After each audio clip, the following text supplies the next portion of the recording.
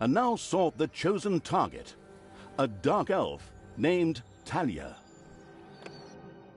A long, long time ago, the absolute evil had, in the famous predecessor to this game, subjugated the known world and defeated good. Now, in a world full of blackness and despair, it spent its days sipping cocktails from the skulls of its enemies and forging new plans over a grilled unicorn kebab. Unfortunately, there wasn't much left to forge. A few orc wedges, the occasional trick played on the little snots. There just wasn't anything left to conquer. As the weeks and months passed, the absolute evil grew ever more reticent and seclusive. From time to time, one could hear a slight murmur from the depressed evil's secret laboratory in the depths of the dungeon. Its creatures grew more worried with each passing day, and even started to miss its ingenious evil tricks. It was a somewhat confusing time for them. No beatings, no torture, and no being sent to a senseless death. On the other hand, it was a rather nice change. Eons passed, and the unicorn supply dwindled until suddenly, one wonderful day, the evil genius evil joyfully burst from its secret laboratory. It finally had a new goal. An unknown continent, as often found in sequels, lay to the east, sheltered from the wicked evil by naught but a puny little ocean. It immediately had a fleet built. This was so powerful that it covered the horizon from north to south and was manned by the best and most powerful creatures at the devious evil's command. The fleet set sail for the crossing to this new continent, left the harbor, and sank. Yet that mattered naught to the couldn't give a hoot about its minions' evil. It instructed its goblins and little snots to design an even more powerful fleet. These new ships were gigantic. Loaded with devious evil's second-best creatures, the fleet set out. And that sank as well. The annoyed evil saved his relentless anger towards the shipbuilders for later.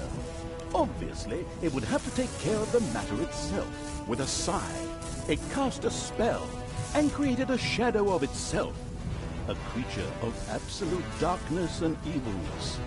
This shadow flew across the water towards the east. There, it would find a vessel, a corruptible being that would subjugate this land in the name of evil. And the shadow had the perfect target in mind.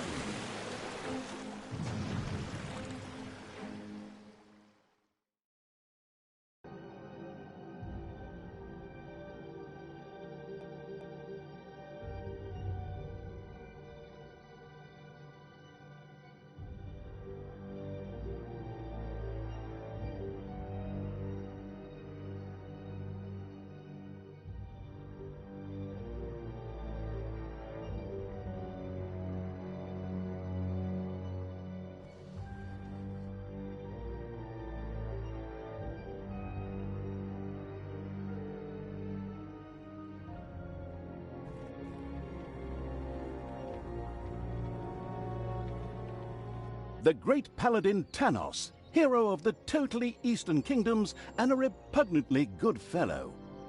He was visiting the fatiguing library in Tristram with his comrades to see his foster daughter Talia. Well now, Talia, tell me about your studies. Are you making progress with the writings of the ancient sages? Yes, dear father, I have thoroughly digested it and have come a step closer to the good. The desire within me to do evil is defeated. Really? Excellent! I am proud of you, my child. Continue to concentrate on your studies. I must go to Stormbreeze to clear up a few matters. I'll be back soon. In the meantime, my loyal friend Grimly will protect the country. Should anything trouble you, you can turn to him. Isn't that right, Grimly? Aye, of course, Janos. I'll keep an eye on the damned elf. Your daughter. You can count on me. Then I'll see you soon, my friends. May the goddess watch over you, and the light burn eternally. Bon voyage, dear father. I'll make you so proud of me. Who does good is good. Yuck. Disgusting phrases like that always leave such a nasty taste in my mouth. These abnormally good heroes, on the other hand, had no inkling of the malignity gathered to the south. One moment a herd of sheep was peacefully grazing, and the next moment, whomp! With a fulminant explosive effect that ate up half our special effects budget, the Shadow entered the world. His target, a dark elf caught between good and evil, was very close. As the shadow of the unspeakably evil moved through the world, all around it died. Plants withered. Animals perished. Sort of like a picnic with my family.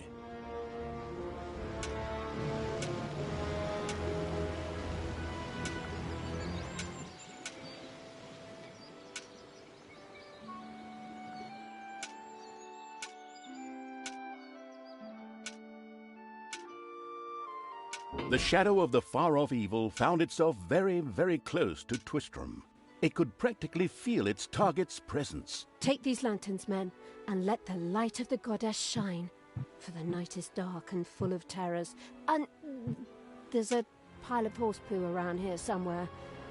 I trod in it earlier. For the darkness! I mean, for the light! Sorry, I'm still in training. Yes, well, that is somewhat suboptimal. Naturally, the shadow of the almighty evil was an incredibly powerful creature. But, well, light was a bit of an issue. It would certainly be wise to stay out of the lantern light.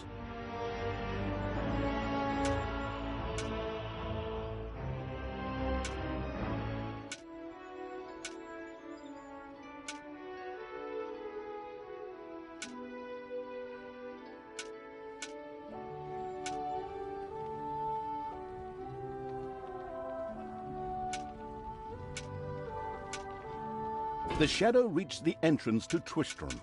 Fortunately, this one was not closed, but it was brightly lit. Luckily, there was an unfortunate guard on patrol that the shadow was able to possess, thanks to its incredible powers, as long as it wasn't in the light. The shadow of absolute evil melded with the guard and took control of his body. Thus, it was able to pass through the gate with ease. What was that? I think there was something wrong with our last beer. Unfortunately, the shadow's possession only lasted a short while before the guard was able to free himself. Still, it was long enough to get past the gate. The shadow's target was close, so close. Talia, the dark elf. Soon she would fight on the side of evil. May the goddess be with you, my friends. It will soon be time to open the orphanage in the fatiguing library. Come to the big square and join in the festivities. Well, I don't know. I had actually kind of planned to spend the evening in the bathhouse. Friends, this orphanage is very important to my father.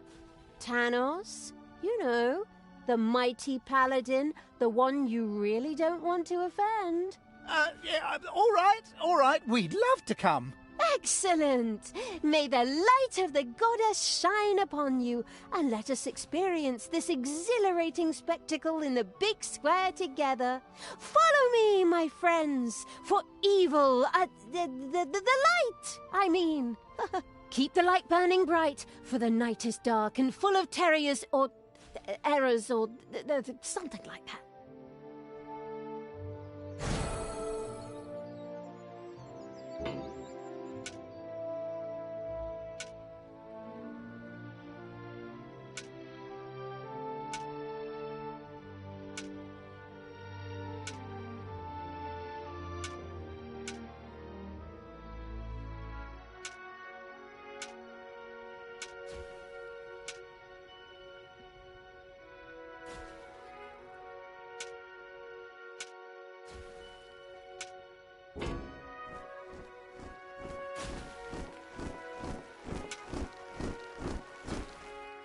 Stop holding the lantern in my face like that, boy.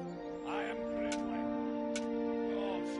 And I am used to the cold, dark tunnels under the mountains.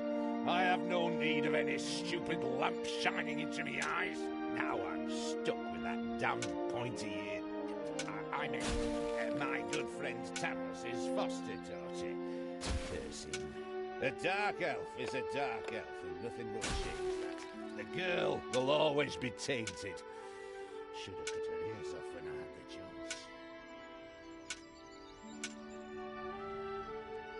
chance. Enough chit-chat, men. You stay here and secure the area. I have to go check my invention. Stay alert. I can feel something evil lurking in the area. And it's not just that damn... In the distance, one could hear the unbearably good bells of a church. They must be marking the opening of the orphanage in the fatiguing library. Heroes, with lanterns, began to stream in that direction. The crossing on a red signal evil shadow swore, or would have, if it had a mouth, and tried to avoid the lanterns as much as possible. To open this orphanage in the fatiguing library for our goddess, and in the name of my father Tanos, I'm glad to see so many of you here of your own free will.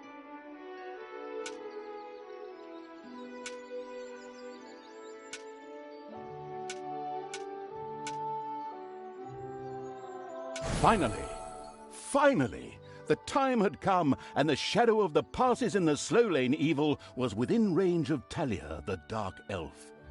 The time had come for it to use its incredible powers to possess her for a short time.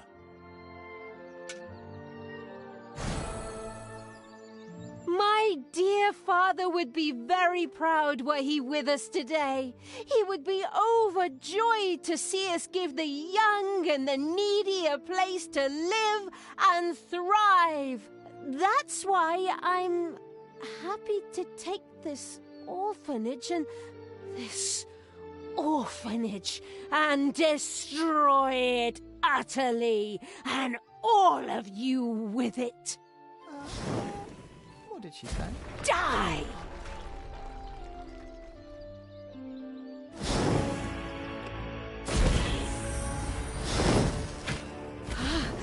I feel the power within me. It's over 9,000! Unimagined powers surfaced in Talia. The black magic of the dark elves. She immediately began to unleash these powers of chaos upon the world. Like lambs to the slaughter!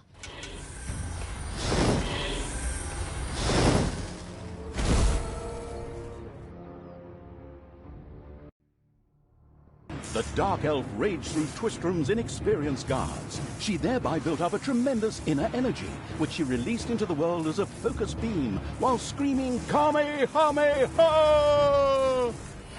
Meanwhile, in the fatiguing library, they waited eagerly with coffee and cake for Talia to show up and open the new orphanage. The energy beam hit the cake with a resounding zap and reduced it to ashes. Oh yes, and the rest of the building and everyone inside as well. The narcissistic evil patted itself on the shoulder for this. Or it would have, but the metal armor always made such a terrible clonking noise when it tried. But then again, that's what little snots are for. Obviously, the Dispatch Shadow had found a perfect vessel in the Dark Elf. Talia had already earned the title of Employee of the Month, with the utter destruction of the fatiguing library, as well as half of Twistrum. The destruction of an orphanage and the bombardment of innocent citizens with magic missiles immediately made her the minion-wasting evil's new favorite henchperson. Her evil deeds complete, Talia withdrew into the vaults beneath the ruins of the fatiguing library. There, Between the slaughterhouse and mad Archbishop Lazarus's apartments, she prepared to create something powerful in the name of the absolutely, ultimately evil. A dungeon heart, the cornerstone of any dungeon's power.